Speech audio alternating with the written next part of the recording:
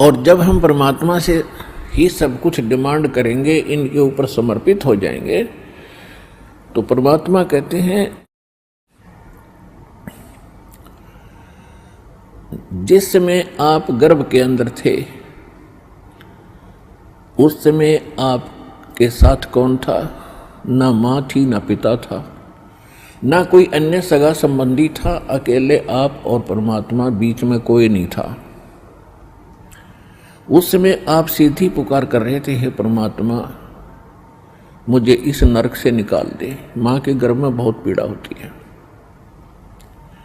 उस पीड़ा को हम बाहर आने से भूल जाते हैं, क्योंकि त्रिगुणमयी माया, इन तीनों गुणों के प्रभाव से हम बहुत ज़्यादा प्रभावित होकर के अचेत हो जाते हैं। वो पिछली सब शुद्ध बुद्ध समाप्त हो जाती है। और परमात्मा आप कितना साक्षी है कि अंदर माँ के पेट में आपको उसने पाला।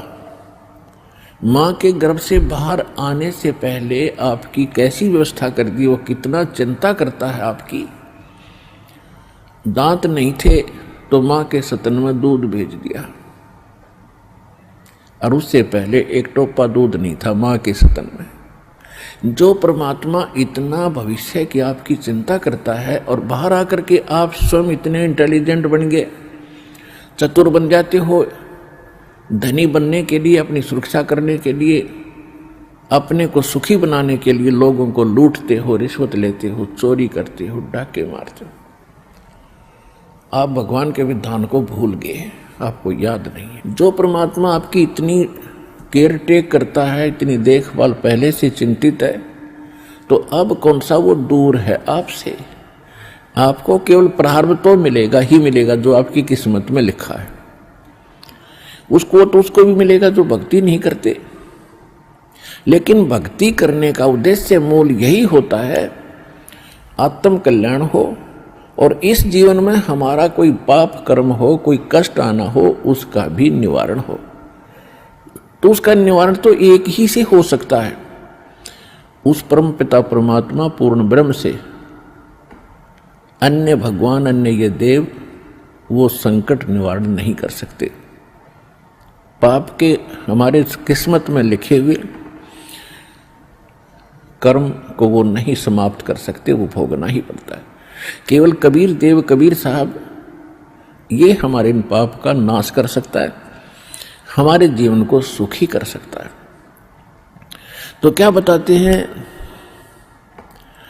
उस समर्थ की रीझ छुपाई, अब कुल कुटुंब से राता, गर्भ के अंदर बचन भरे थे, कहाँ गई वो बात। अब देखो परमात्मा फिर आकर हमें सचेत करते हैं, क्योंकि काल ने तो हमारे ऊपर पर्दा डाल दिया, बुद्धि पर पत्थर गेर दिए। माँ के गर्भ से बाहर आते ही हम सब कुछ भूल गए, नए सिरे से पढ़ाई जाती है। ये तेरा चाचा, ये तेरी चाची, ये तेरी माँ, ये तेरे पिता, मामा, ये बुआ, और कै ख ग गड़े, ये नए सिरे से पढ़ाई जाते हैं। हम इतने जो है अचेत हो जाते हैं, और परमात्मा फिर आकर हमें फिर नए सिरे से याद दिलाते हैं कि उस समर्थ की रीझ छुपाई।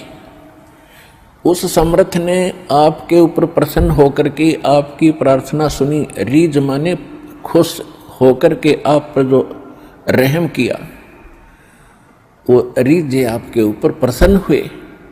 उस समर्थ की रीझ छुपाई, वो भूल गया तो उस मालिक के उस रहम को। अब कुल कुटुंब तय राता, अब भूल गया ये तेरा बेटा या कोठी या कार, ये मेरा, ऐसे वैसे सारा दिन इसी भूल भुलैया में जीवन नाश कर रहा है। और गर्भ के अंदर बचन भरे थे, कहाँ गई वो बात। अब परमात्मा याद दिलाते हैं, अब कहाँ गई वो तेरी बात जब नूका था माँ के पेट में कि हे परमात्मा एक बार मुझे बाहर निकाल दे, कभी भी गलती नहीं करूँगा, आपकी याद गणी रखूँगा और आप पर पूरा विश्वास करूँगा। निर्वाह के लिए कार्य करते समय भी आपकी याद कभी नहीं भूलूंगा।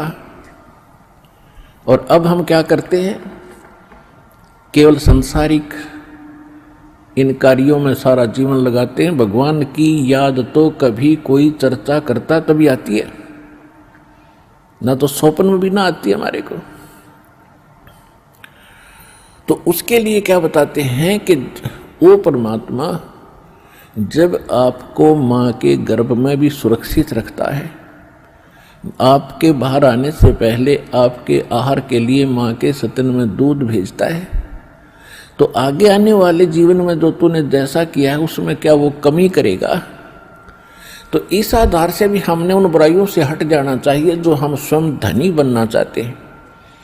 चोर मिलावट करके, झूठ बोल के, चोरी करके हम इस तरह जो धनी बनना चाहते हैं, रिश्वत लेकर, तो ये हमारी भूल है।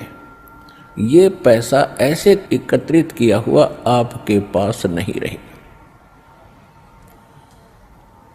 परमात्मा आप पर रहम करेगा और उसकी भक्ति सत्य करोगे तो जो प्रारब्ध है वो तो आपका मिलेगा मिलेगा, लेकिन उस प्रारब्ध के अंदर जो कांटे हैं कर्म के वो नहीं दुख देंगे,